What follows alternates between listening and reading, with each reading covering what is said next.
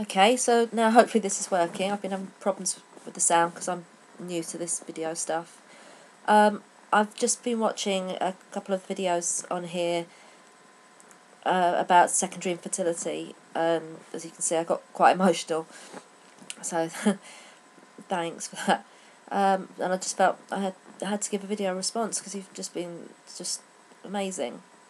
And, to actually hear someone dealing with the trauma of primary infertility, opening their heart to to people with secondary infertility is amazing. When, as someone who is struggling with that, I'm dealing with quite the opposite a lot of the time, as I'm sure many women are on both sides of the scale, as it were.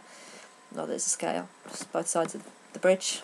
I don't know what metaphor to use. So thank you for being quite so understanding. I'm 36. My name's Helen. I know it's down as Lonely Sapphire, but I'm Helen. And I shouldn't feel embarrassed to say it. I'm proud of my kids, but as you've sort of been aware of, people with secondary infertility don't always get the understanding that we could do with. So I have 3 children, and they weren't all easily conceived by any means. I have 3 boys, aged 16, 14, and 9. My first was a surprise gift, but it's not been an easy ride with him. He's autistic, so he's had an awful struggle. He's had quite a hard time. My second, I found out after my first that I had endometriosis while we were trying for the second, and that was discovered through a laparoscopy and having the tubes looked at and everything.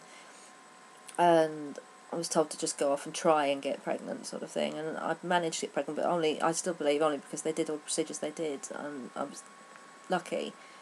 My third, we were trying for about, we were sort of not trying for a good year, and then for another 6 months we were properly trying, and I was at the stage where I was having blood tests and not really getting any answers. And like someone mentioned in one of the videos, it was a month where I just thought, it isn't going to work, I can't keep doing this. Took a month off and just acted as normal as we could, and it happened. So we felt, we were extremely blessed 3 times, but we were blessed with him. And so myself, I wanted another one. Well, you can't control. I don't like using the word want because it's deeper than that. You want a new handbag. You don't want a baby. You yearn for a baby. You can't control what your heart wants. You really can't. As I'm sure most of you probably feel it too. I several times have said if I could control it, I would switch this off because it hurts all the time. You're surrounded by things that remind you, like someone said with the secondary infertility, I'm literally surrounded. I've it in my face all the time what it is I can't achieve again. I may never, have again. I promised I wouldn't get like this on video, so sorry. So for the longest time, I felt that burning feeling again. Yearning for another baby. Tried to ignore it. Laughed it off when people, because you do get asked it as well. I mean, I know when you've primary infertility, you probably get when you're going to have a baby every 5 minutes. When you already have some, you either get are you going to have any more, or worse, oh, surely you don't want any more. You shouldn't want any more. I mean, my in-laws tend to do that one. That's a classic in-law one. My husband's one of 3. I'm one of 3. Why could we possibly want 4? How freakish is that? When I've got friends with 6 or 7, but I'm the freak. So you're constantly doing that. So I was probably in denial for quite a long time to anyone else that, yes, I hadn't finished having children. That feeling hadn't gone away. Then hubby, bless his heart, came around to the idea of it. And we tried for the whole of 2008. We tried and tried. I was already under a gynaecologist because of my endometriosis, and I have prolapse problems and some lovely problems from having children. Sort of internal problems. So I was already seeing her, and she knew that we were trying, and she was just on the verge then of referring me because she kept saying it should have happened by now. This isn't right. That it's you're literally just not even getting close, sort of thing. Really nice comments. And just as we were on the verge of being referred, what does hubby do? Oh, actually, no, let's not have another. So that, I was gutted, I must admit. I was truly gutted, and it caused massive, massive problems for doing us, because I tried all I could to not want another, not to feel it. I tried looking at all the practical side, money, the house, our house is small, all these things that he was throwing at me as reasons that, suddenly cropped up, even though we'd been in the same size house. Money had been the same, if not worse, when we'd been trying. So, he changed his mind. And that went on for another year and a half, me trying to get over it, which of course doesn't work. Trying not to resent him, that was a hard one. Because again, we could be the in-laws, we'd be over, people like, oh yeah, not having any more kids, and I literally could not answer people's questions. By then I would walk away.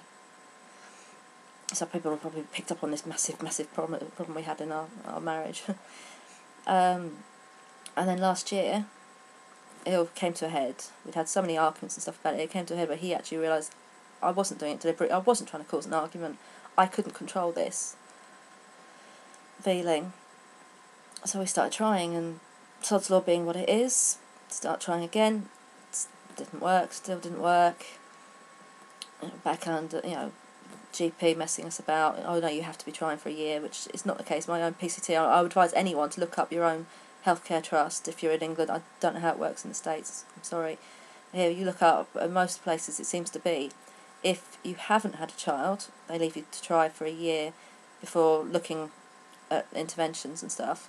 But if you have, they expect you to try for 6 months, because in theory, I suppose they think like a lot of people, if you've managed it for, there must be something that's changed, something has happened, that if you could have a baby before and you can't now, something's gone wrong. Which is, it's scary. It is scary, I won't lie. You think all the frightening things go through your head.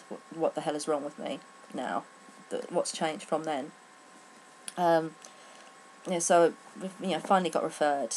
Saw him a couple of months ago. I've now had an HSG, which there's a video on my page on here, hopefully, talking about that particular lovely experience. And now I'm sort of trying to recover from that. So we haven't been able to try this month. But in relation to comments that I've read, it doesn't. This trying to conceive, the secondary infertility thing, does not take away in any way, shape or form how I feel about my boys. And I can't imagine it does to anyone. Yes, your world gets caught up in all this trying to conceive, and everything comes about it. But I have used that. I've involved my kids. My kids know we're trying for another baby. They know it would be their baby brother or sister. They're very, very much part of it, and they're very involved. They want this too.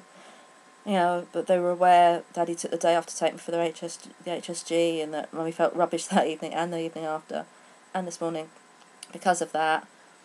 They're fully involved. Well, I suppose it's helpful because they're that much older. But if anything, it's made me value them all the more. If that's even at all possible. And the other the thing with the pain is I'm surrounded all the time by what it is that I'm missing. Like someone has said, I see it all the time. All my friends are involved around kids. I know them from the school playground. All my closest friends, and for the record, they all have more kids than me, and they don't fully understand what this is, this secondary fertility thing. I have insensitive comments constantly. I have friends, I had a woman who lives near me telling me how she just looks at her husband and she's pregnant. And she actually said that must be really annoying for someone like you. So what someone like me is, I don't know, but I had to walk away from that one. And I get there, well, of course you can have other kids, you've had them before. All the classic comments that have been mentioned.